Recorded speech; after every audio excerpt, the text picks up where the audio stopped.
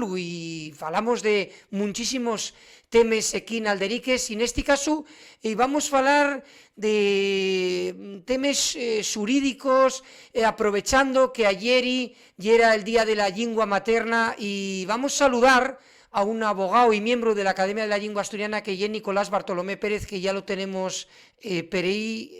Un segundín que vamos a poner esto y ya lo saludamos. Nicolás, ¿cómo estás? Muy buenas, gracias por atender Alderiques. Buenas tardes, Samuel. Bueno, Gracias a ti. a lo primero, muchísimas gracias por atendernos. Como veis, Nicolás Bartolomé Pérez, abogado y miembro de la Academia de la Lengua Asturiana, y vamos a falar de un libro que publicaste, bueno, fai una montonera de meses, que tiene el título de Derecho Lingüístico del Principado de Asturias, normativa y jurisprudencia, un libro, bueno, que lleva de alguna manera un corpus normativo, ¿no? Un repás a la evolución, compilación de normas y bibliografías sobre lo que lleva la normativa y jurisprudencia de las lenguas propias de Asturias, ¿no?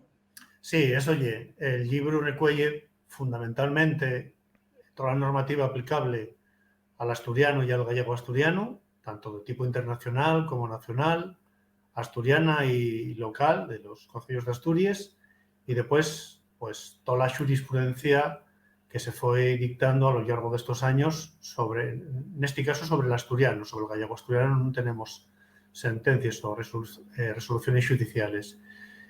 Y después hay una introducción bastante amplia sobre la evolución del régimen jurídico de las lenguas de Asturias y una serie de anexos donde se recuelle, pues, resoluciones administrativas, proyectos de ley, proposiciones de ley, informes del Consejo de Europa, bueno, y documentación de tipo más histórico, pero que puede tener interés para el estudio de las lenguas de Asturias, además de una amplia bibliografía y, por supuesto, unos índices, pues, también completos de materias, cronológicos, etcétera.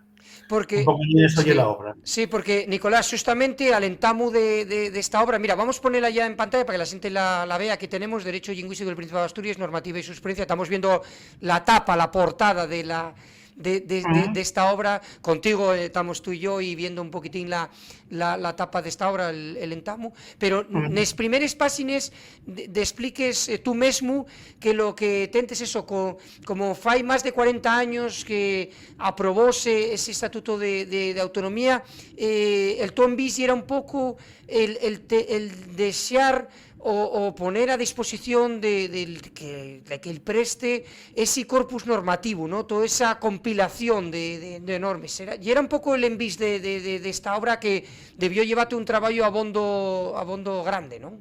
Sí, bueno, el libro fue iniciativa del Principado de Asturias, en este caso de la antigua Dirección General de Política Lingüística, y el resultado de la adjudicación de un contrato menor.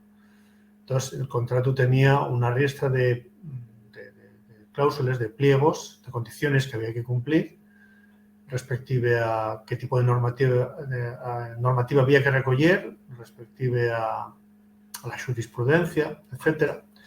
Y lo que se hizo, pues, fue ajustar lo máximo posible la compilación normativa y jurisprudencial a ese pliego de condiciones técnicas de la Dirección General de Política Lingüística. Pero además de eso, pareció muy interesante hablar de la evolución, no era una condición estricta del pliego de condiciones, pero parecióme especialmente interesante hablar de esa evolución del derecho asturiano sobre el asturiano y sobre el gallego asturiano, de la aprobación precisamente del Estatuto de Autonomía. En definitiva, lo que se quería hacer, precisamente con la excusa de los 40 años de aprobación del Estatuto de Autonomía, y era pues, una especie de referencia general de lo que había y hay en la materia en el ámbito legal y jurisprudencial. Claro, porque no es eso, como